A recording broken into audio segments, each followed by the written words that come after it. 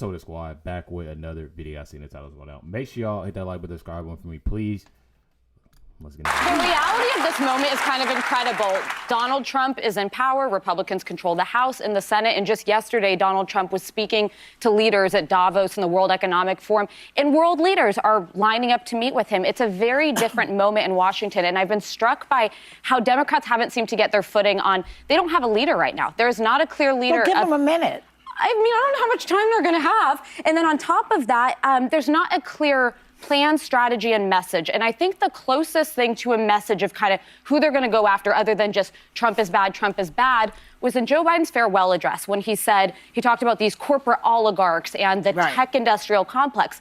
Smart, thing to identify as the enemy. But oh my goodness, that's why Democrats lost. No one talks like that. No one in the Union Hall talks about the corporate oligarchs and the tech industrial complex. You need to talk like a real human being. And for all the criticisms... Who do you think is that person? Who do you... give me an idea. Real quick, for all the criticisms I have of Donald Trump...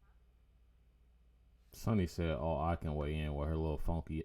I can't cuss on here, y'all. I'm trying to work on my cussing. Who do you give me an idea? Real quick, for all the criticisms I have of Donald Trump, he speaks like real people speak. They're taking advantage of you. They're ripping you off. Yeah, they're not using that kind of language. He speaks like an annoying person. I think we... No, he speaks real. Y'all speak the annoying. I feel like that's what they missing. That's what they missing. They don't really know what's annoying and know it because that's what they are. I've been telling people from the get-go. I feel like, obviously, I've been telling people from the get-go and everybody know. But I feel like when I started these videos, I think that was one of the first things that I've ever said. Because y'all got to think, I came from a Democratic family. My dad, he's a Democrat. My mom is. My grandmother is. They don't like Trump whatsoever. And I know a lot of people are like, well, why don't you talk to him? You can't. I'm telling y'all, bro. It is extremely hard. We don't even talk about politics no more. After the stuff that happened with election, this, that, and the other, within my family and stuff like that, we don't even talk about politics no more. And I think it's a good thing, they don't. But coming from a family like that and then coming in as an independent, not knowing nothing about, what I'm saying, Trump, this, that, and the other. That was one of the first things I said was Trump. He just speaks real. He speaks like a normal human being. He speaks just like he's, you sitting at home he don't really speak. Sugarcoat nothing. Beating around the bush. He gonna say what's real. And I feel like a lot of people, I can't even say a lot of people. These women don't like it for some odd reason. I don't know. We do have a leader. I think that leader is Minority Leader of the House, Hakeem Jeffries. So there is no question that there is a leader. I think I did a video on Hakeem Jeffries. I'm not even gonna get started. I don't even. I think I seen Hakeem Jeffries one time. That was in the video. I think he was on The View. And I don't like dude. I ain't even gonna lie. I don't really know. I don't like him. I'm gonna just say that. I'm trying to get better with my attitude and to be positive about stuff. From Brooklyn, he speaks with his New York Brooklyn accent. I went to college with him. I know him extremely well, and he talks. Real talk. And I have a completely different take on this. I think the Democrats are actually falling in line as opposed to fighting with each other. We just saw the Democrats, many Democrats, cross the aisle and work with Republicans on the Laken-Riley Act. And that act is basically going to allow undocumented immigrants, to be deported even if they are accused of a crime. Even if just accused. Accused of a crime. Legal immigrants? No. That's how I know Joy just sits there. Joy, she's not comprehending nothing. She's just there as a prop, I think. Like Whoopi. I feel like they're just there. You know what I mean? I don't know if that was probably rude for me to say. But are you not listening? She didn't say that if just accused. Accused of a crime. Legal immigrants? No. Undocumented. And I have to say that's something that most Democrats don't agree with. But they got in line because they know that they need to listen to the American people. They need to pass something that they may not want to pass. So this is the thing. This is what I'm not getting. Sonny, I'm about to make this make sense to y'all. Sonny is giving credit to the Democrats for working with Republicans for stuff that's been told numerous of times. I'm trying to get that. So she's telling me that Hakeem Jeffries and Democrats, it fell in line with the Lakin rally and this, and why are you giving credit to Democrats when it's been said numerous of times? Not even been said. It didn't happen. So many times where these undocumented, immigrants have been doing different things.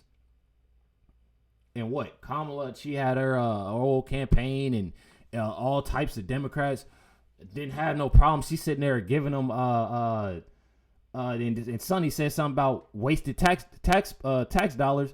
What was that last night? I'm pretty sure on the episode. But my thing is, Kamala and the Biden administration was literally giving these immigrants food stamps,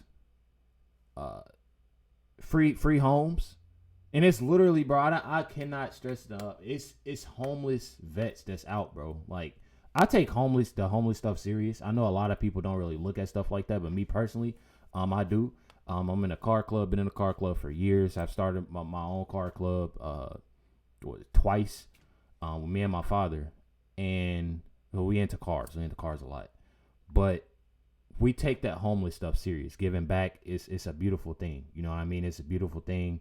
I would, everything ain't meant to be on camera too, so I don't have any videos of people that, asking stuff like that. I think that's one thing that it's just, I don't know, it's more so of what's in your heart, and I having homeless vets and having, the homeless and stuff like that, rather you having criminals and stuff, putting them in homes, giving them food stamps, this, that, and the other, and you treating your own American citizens like boo-boo.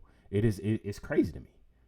It's absolutely crazy to me. So now Sonny is giving, the credit to the Democrats. Oh, they came together and we're like, come on with that, bro. This is stuff that has been said, been trying, and they were obviously against it. And they know that in 18 months, they will take control of the House, and it won't be minority Speaker Jeffries, it will be majority Speaker Jeffries. Let me weigh in on this. So I don't know how much of this infighting doesn't get exaggerated by the media. Like the Jill Biden, Nancy Pelosi thing, that's real. We saw Jill actually be quoted and interviewed. We've heard from Nancy Pelosi. We've heard from her daughter. That's real. Who cares?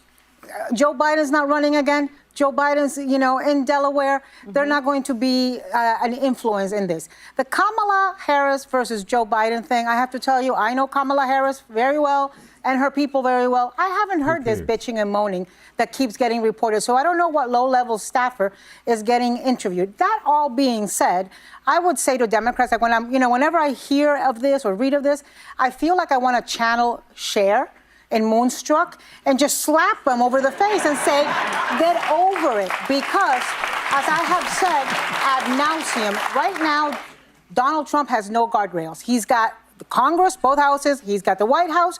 He has got a lot of Democrats falling in line, and he's got the Supreme Court in his pocket. The only way there will be guardrails is if Hakeem Jeffries becomes the Speaker of the House in 2 years because they win back the House or they win back But how the much Senate. damage is this guy going to do in 2 years? I don't He's think he already can do started. that much, and let me tell you why. This guy going to do in 2 years? I don't He's think he already can do that much, and let me tell you why.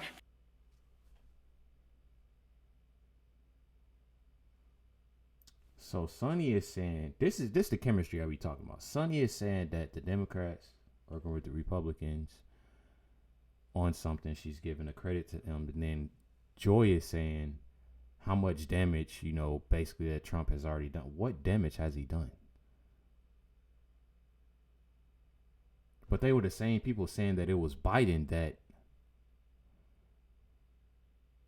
put the ceasefire. Like, I'm more so confused because it's just like, when are they actually gonna sit there, be real with themselves? Since they talking about, somebody speaking real, somebody real. When are they gonna sit there and you know, sunny on somebody else's top, on everybody else's top but your husband's? But she sit like I'm trying to wrap it around. Like I don't know Trump has been doing way more. I done said this so many times, bro. Trump is doing way more in these past few days. I even say before he even stepped foot in the White House than Kamala Biden has ever done. So I'm just trying to wrap around my head to what damage has Trump done.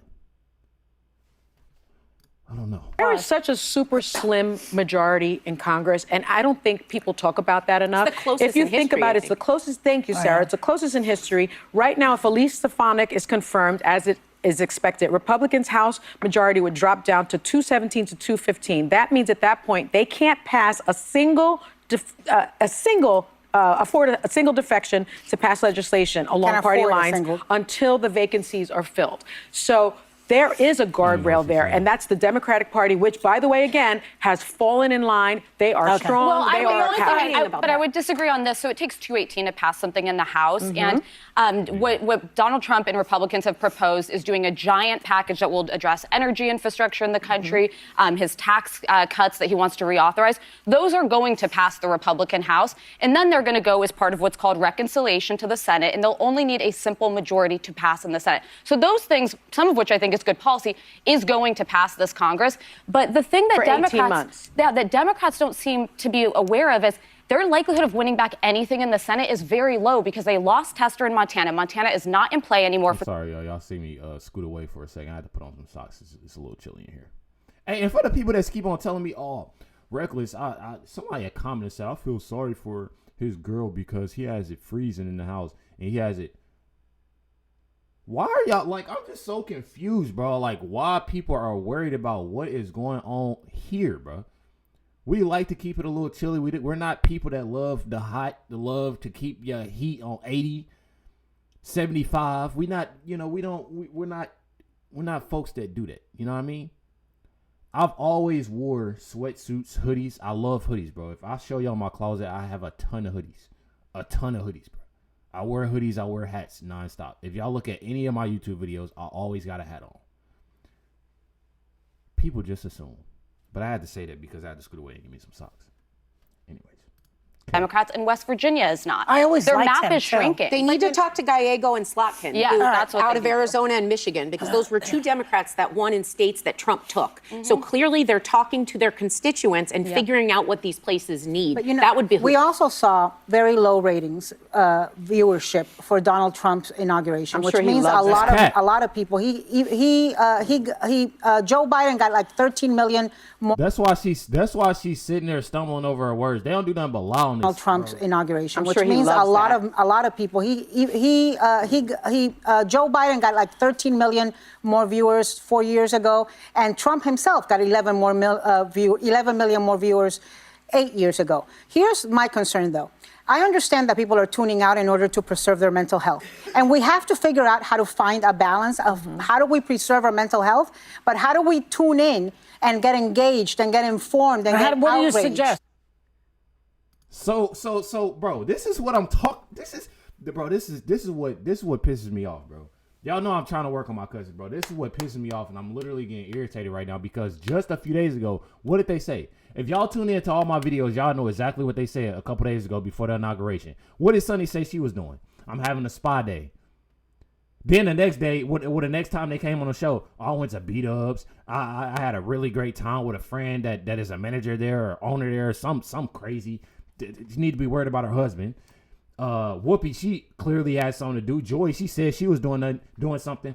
But now my thing is, all of a sudden, and then they want to talk about mental health. I think that was what Whoopi said. Whoopi was like, was it Whoopi? It was Whoopi Joy, one of them. And they was talking about how, mental health, this is important. You need to, if you don't want to watch it, don't watch it because mental health is important. I'm like, yeah, it is. I take mental health serious. But now it's like, how can we sit there and be cool with our mental health on top of, we need to pay attention? I don't know. Probably watch the damn inauguration. I don't like that. That's common sense. Start off by doing that. Start off by seeing, you know, what's actually going on rather than sitting there running away from it and ignoring it. And that's exactly the reason why they sat there and they lost. And it was looking crazy in their face when Trump won by a landslide. That's why. Put me on this show, bro. They put me on this show, I guarantee somebody walking off, and it ain't gonna be me. How do we preserve our mental health? But how do we tune in and get engaged and get informed and get What do you outraged? suggest? Well, watch the inauguration. See what I mean? I suggest See figuring what I out a mean? way of consuming enough news. I ain't gotta say nothing. There it is. Make sure you hit the like button, subscribe, and let me know your comments, thoughts down below. Catch you on there.